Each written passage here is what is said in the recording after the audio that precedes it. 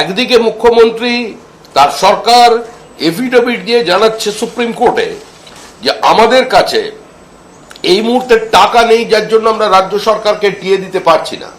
প্রশাসনিক বৈঠকে বসে মুখ্যমন্ত্রী তার নিজের দলের জনপ্রতিনিধি ব্রিজ চাইলে বলে দিয়েছেন যা উন্নয়ন করার করে ফেলেছি, আর আমার কাছে পয়সা নেই, কোনো কিছু করা হবে না।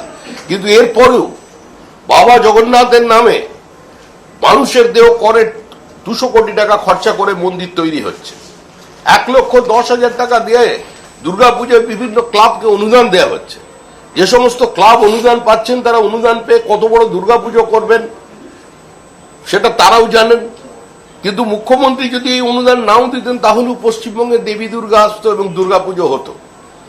মুখ্যমন্ত্রী বরঞ্চ সেই জায়গায় অনুদানটা যদি দিতেন যেখানে দুর্গা পুজো করতে গিয়ে মানুষ আক্রান্ত হচ্ছে, আজকে যদি সেখানে সে অঞ্চলের মানুষগুলোকে বাঁচানোর জন্য তার নিজের ফোর্সের এনহ্যান্সমেন্টের একটু ব্যবস্থা করতেন, সেখানে খরচা করতেন, আমার মনে হয় দেবী দুর্গা আরো বেশি সন্তুষ্ট হতে পারতেন।